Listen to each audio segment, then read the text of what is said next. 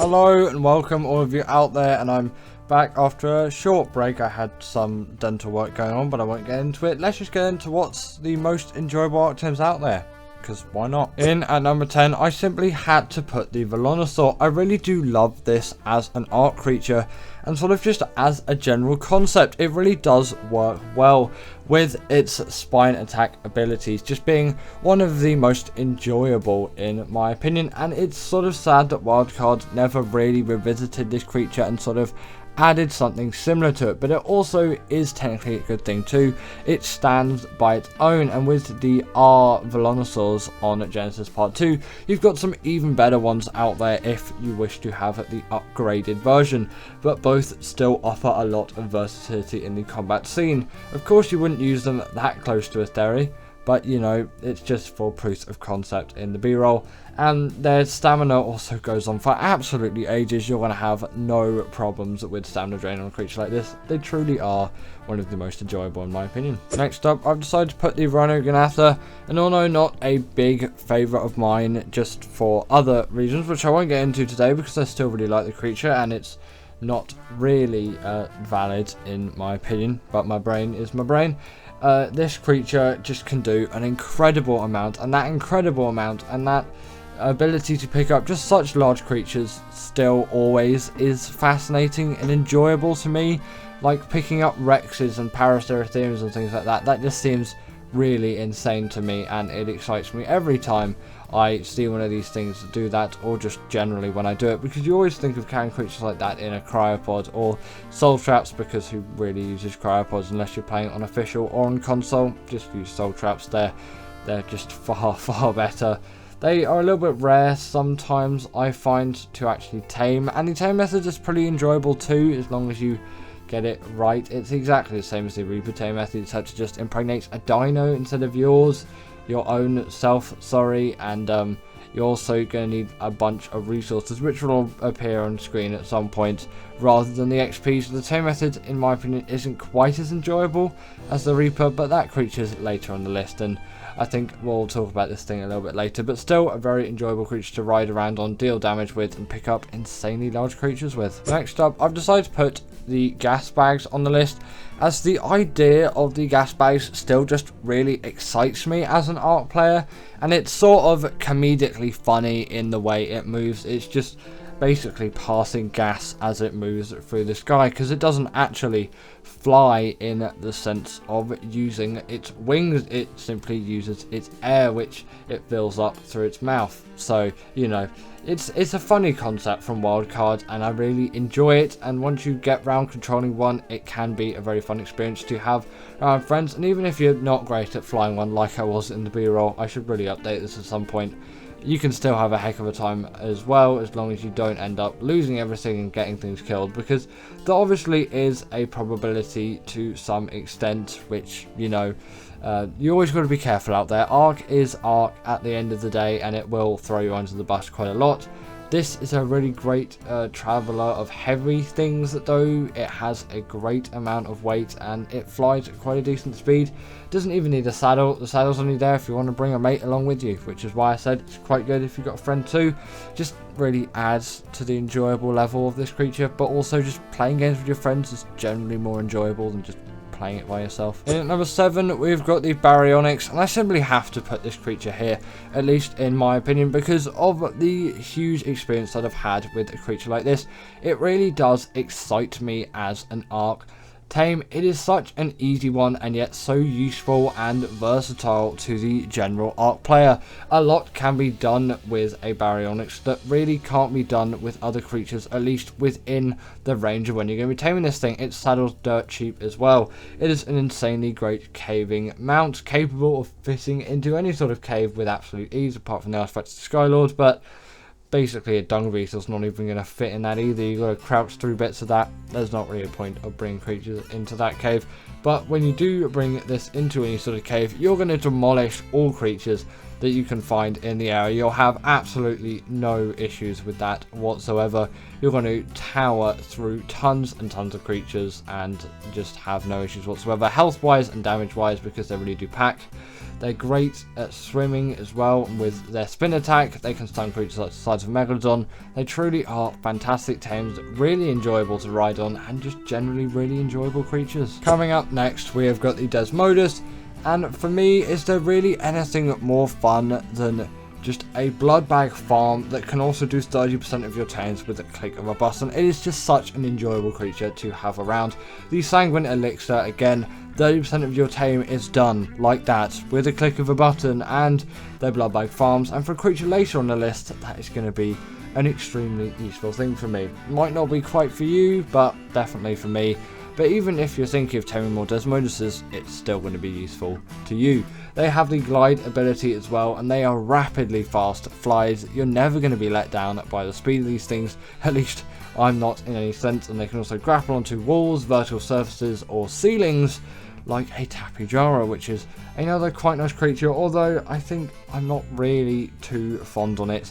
The Desmodus is definitely a far better creature in my eye. Spawns on Fjorda, really isn't too difficult to tame. Your first one is obviously going to be the hardest, but then you've got a blood bag farm, so it really isn't going to be too difficult for all the others.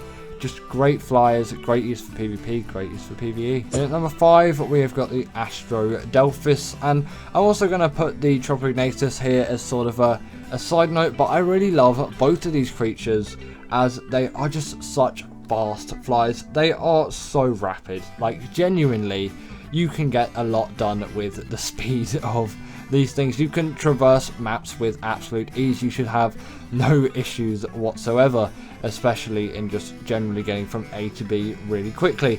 Even in the damage department too, they excel with all of their lasers or just bomb firing apparatus.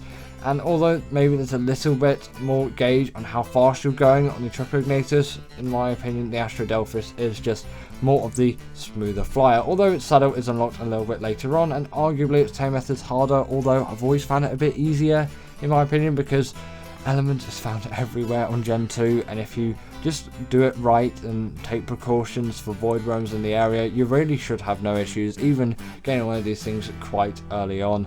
In the early days of the channel, I also made a guide to taming one of these things. It's an absolutely terrible video, but if you want to check it out, then you can add to about the 20 views that it's got at the moment. It came out over a year ago now. Actually, maybe don't look up, that's an embarrassing time in my channel. In number 4, we have got the Reaper, and this is just one of those creatures where it's like, can anything really get better than a Xenomorph alien? Obviously, apart from the creature which are in the 1, 2, and 3 spots, at least for me. Yeah, this thing really is up there when it comes into enjoyable Ark Tames. It is such a great marathon to tame one of these things with its, some may say, laboriously long method, and also quite difficult one too, but I find it really isn't too bad once you get into it. And if it all goes well for you, which if you prepare enough it should, unless Ark's just being Ark and it absolutely ruins everything for you, then it should be a reasonably enjoyable experience. Simply trap it and get its health below 1000, that being a Reaper Queen of course, and then you need to let it impregnate you, get loads of XP, and then once your Reaper baby is born, try and claim that thing. Some Reaper pheromones will help if that baby's still trying to kill you, because it probably will, to be honest. They're not strictly necessary, at least I'm pretty sure, so I don't think you have to feed them to it early on, but I would keep them there for safe measure. They're not quite the hardest things to get, but it will take a little bit of elbow grease.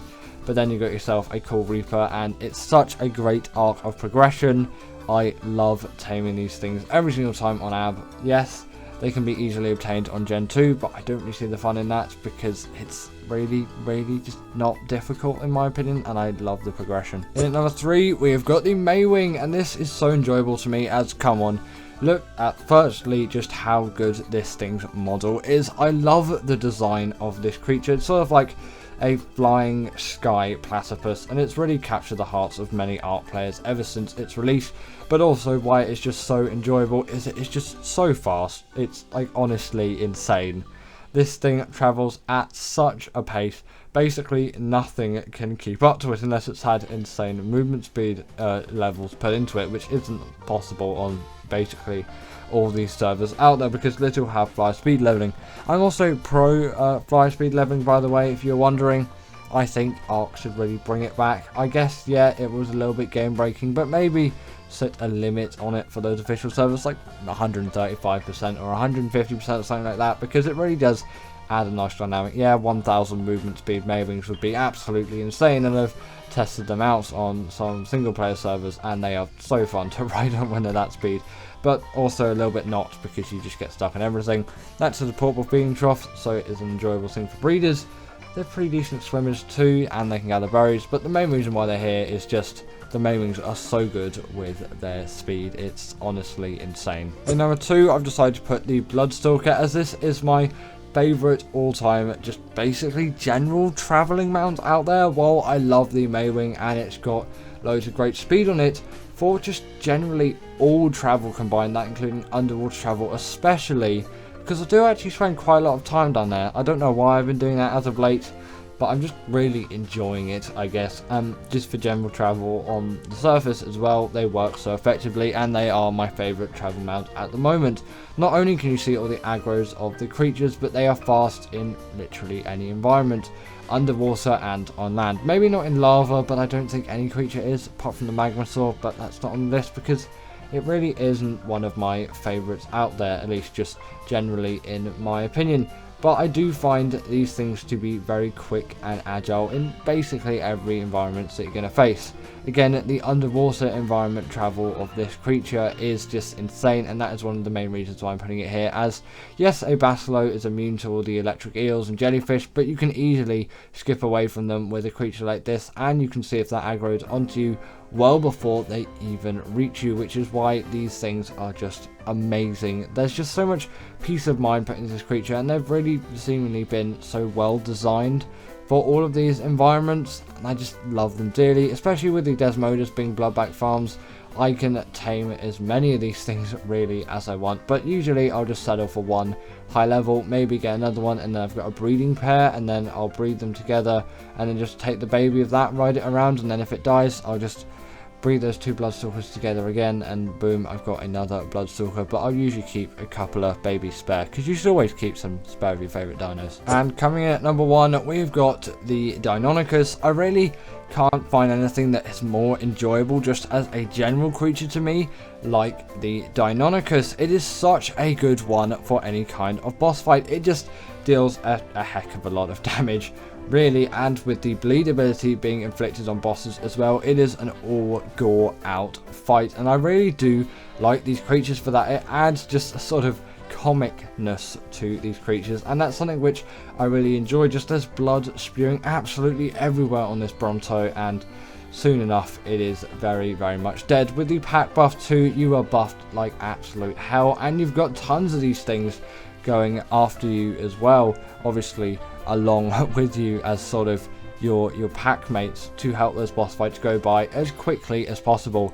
Even for longer ones like the Master Controller, I find they still work well. Yes, a couple of health mutations are probably required, but it's not the hardest thing in the world to get those done, at least from my experience. Yes, on official everything it's still going to be a pain, but I'm working with 2.5x rates here with 5x on breeding, because I don't like to wait quite that long.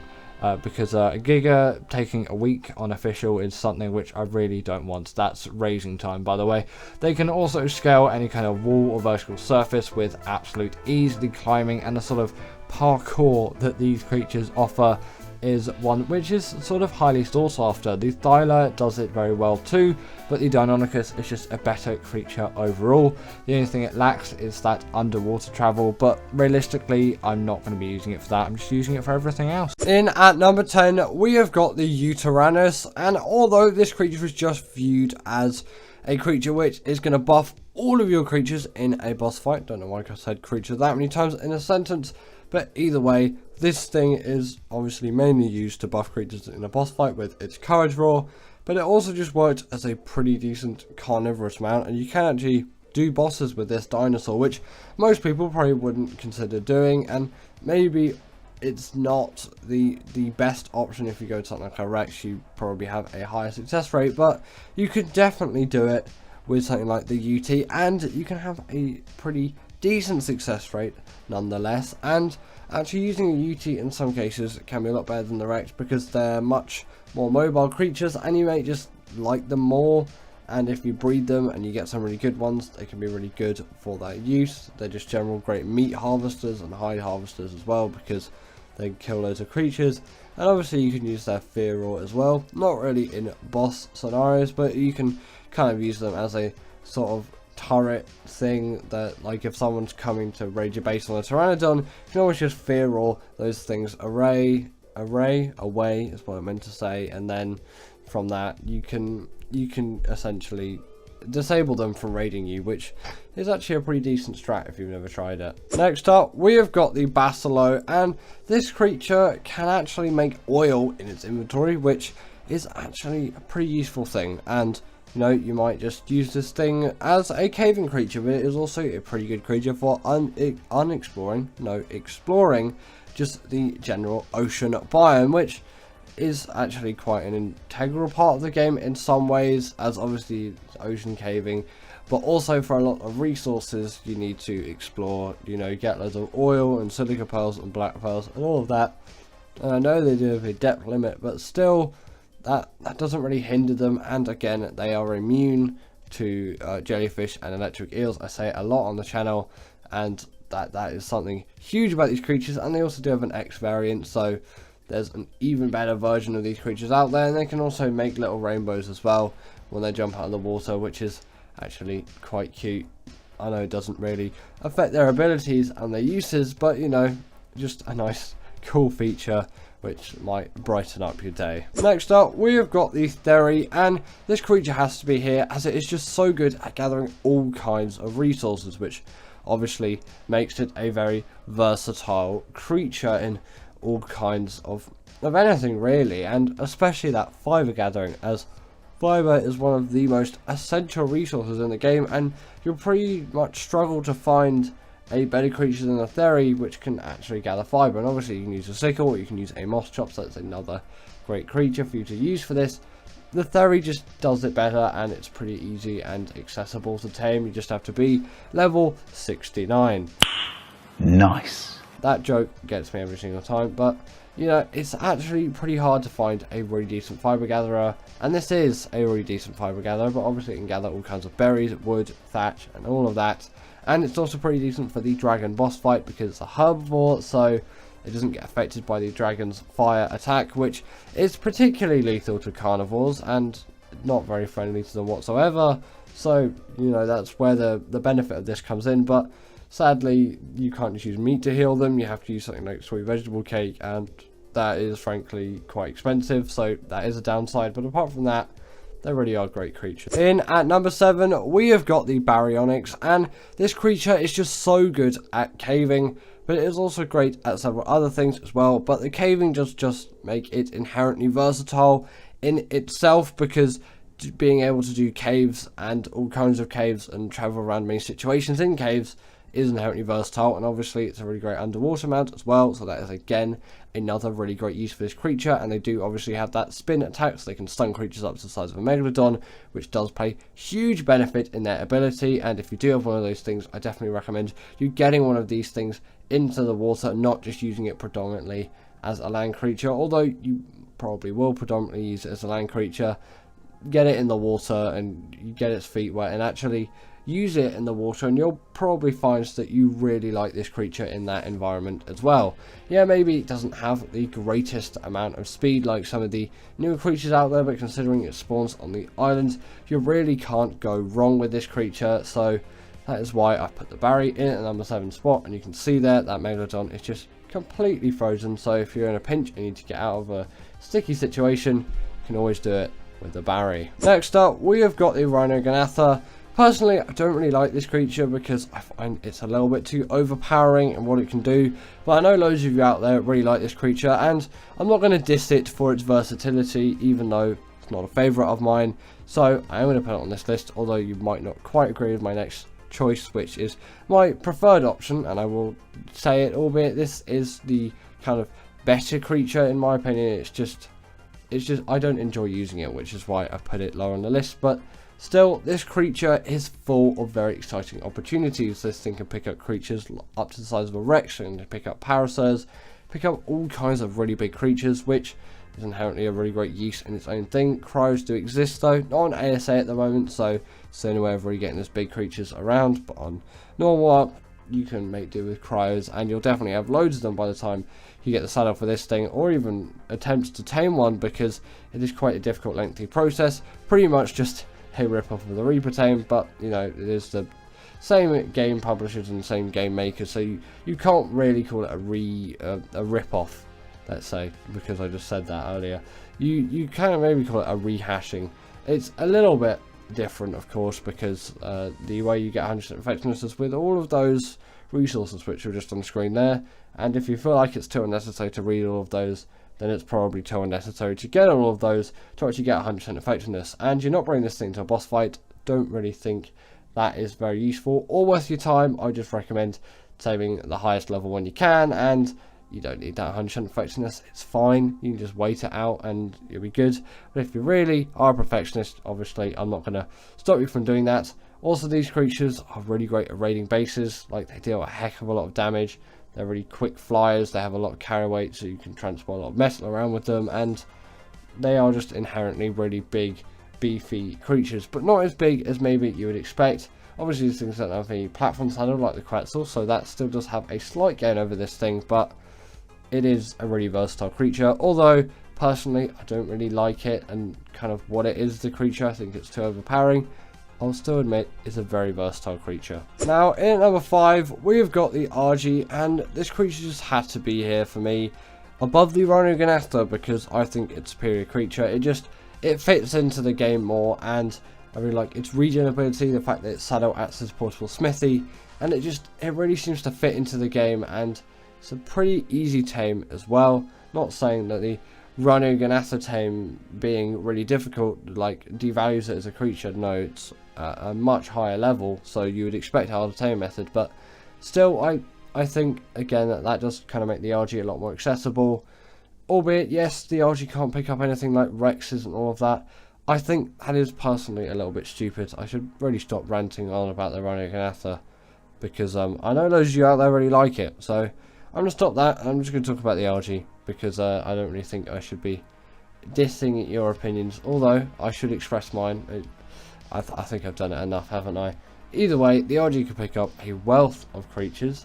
Obviously it does have that regen buff when it kills a dead thing. Well, it's alive and then it kills it, and then it's dead, and then it eats the dead thing, and then it gets the regen buff. And then it has obviously a portable smithy as its saddle, which is useful because this thing's really, it's got really great weight stats, so you can get around really quickly and easily just in the general area, and then from that you can take loads of metal to and fro wherever you're going, and yeah, that does play a huge benefit in your advantage. So the RG in at number 5. Next up, we have got the Shadowmane, and this is just one of those creatures where it's so densely packed with abilities, it kind of has to make the list, or this list just really isn't right. The Shadowmane has the hydration buff. The Shadowmane can really jump to insane heights that no flyer is safe, and also on top of that it does have the pack buff and go invisible, and it's a really great swimmer. It's just really, really mobile. Again, can jump extremely high into the air. It can also charge up its damage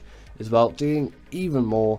It's just such a great boss creature, and just great for general travel, mobility, general combat, PvP scenarios, PvE scenarios, you name it, this thing is really good for it. The only real downside is the lack of armor from a saddle, but they have natural armor, so I guess that kind of accounts for it. It's not quite as bad as a Wyvern, where they just have absolutely nothing at all. And as you can see there, it's so good underwater, and actually quite a lot of people demote it for that and they just use it for combat, but it's a pretty good underwater caving creature too, and somewhat of a Baryonyx replacement, although I tend to prefer the Baryonyx just a little bit for those scenarios. At number 3, we have got the Desmodus Draculae, and this thing is it's one of those creatures where maybe it doesn't have the most amount of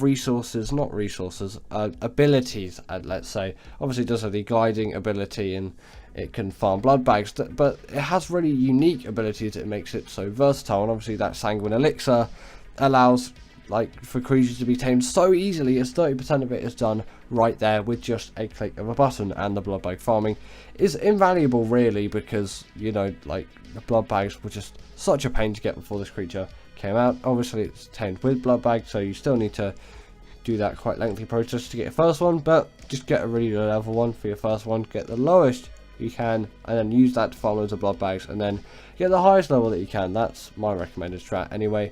For the Desmodus, these things can also go invisible at night time as well, but stupidly I was in the Wastelands biome and it never goes nighttime there, and you can't really change that, so that's good for me choosing the perfect biome for this creature. In number 2, we've got the Bloodstalker, and this creature, I feel like people diss it for what I really use it for, and maybe some people will think, well, the Shadowmane and Desmodus are more versatile. This is just a travel mount, and you can't really use it for bosses and all of that. And albeit, yes, you can't, but it is a really exceptional underwater mount, which is why I put it here. And it's actually my favourite underwater mount, with no questions whatsoever. Sorry about the yawning there. It's quite late in the evening as I'm recording this.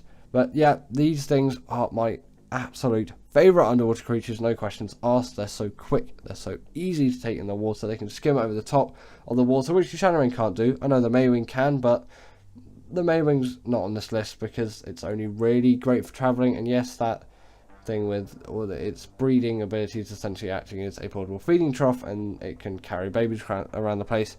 Yeah, it's useful for that and versatile for that, but personally I think all the creatures on this list do excel a little bit further than that. That's just kind of maybe genuinely what you would expect, just like 2 abilities at a minimum. But yeah, this creature, you can gather loads of hexagons with it on Gen 1. I know that point's probably going to come back to bite me actually with the Maywing when you look at some of these other creatures on the list, but I just don't really think the Maywings should be on the list. But I guess it got an honourable mention spot here, you could say. But either way, these things are capable of getting loads of hexagons on Gen 1. They're really fast travelling creatures, of course. They're really great underwater, really quick. Obviously, you take them with blood bags. So easy to get with the Desmodus. You might as well just do that and then tame yourself a really high level Bloodstalker, because it will be saving you the most time, unless you're just using creatures on Gen 1 or Gen 2, whatever map you're taming this thing on, if you want to go the more authentic route. And finally, in at number 1, we have got the Deinonychus, and this creature can deal bleed damage to bosses, which inherently makes it really versatile for like every boss, apart from the bosses on Extinction, of course, because of that bleed ability. It's just so useful for getting all of that done, and its abilities are quite versatile as well. It's a really great travel mount. This thing does take no full damage whatsoever, which is a pretty rare occurrence on any kind of dinosaur, so it's nice to see. And the fact that it can latch onto creatures and just rip them to shreds with that bleed ability truly is a sight to be seen. And again, to my knowledge, no other creature can do this, and no one has seemed to have questioned me on it over the however long I've been doing top 10s, months on months now. Like, it's coming up to maybe a year at this point. I don't know. No one has questioned me on this, so I'm pretty sure, I'm perfectly confident that it is true. Let's say 99%. These things also do have a pack buff as well, which again is going to boost them in those boss scenarios, and they have a heck of a lot of mobility on top of just them not being able to take full damage. Because, would you rather have the small Titanosaur that can get around everywhere, or the big Titanosaur that just can't take full damage? You're probably going to go for the smaller agile one, because I don't know why I use a Titanosaur there, but either way, yeah, this thing could parkour up walls. That's actually quite useful. Maybe not as elegant as a solution as the Thyla, because those things can just kind of walk up them, run up them as you wish, but it does the same thing. It just in some ways is a little bit more janky, but you get used to it, and actually after a while it kind of ends up being a little bit better. But anyway, that is the end of today's video, and as always, comment down below what is the most versatile Ark Tame, as I want to know your thoughts. And also, do you agree with this list? If not, comment down your top 10, or just your most favourite versatile creature, and I'll see you later.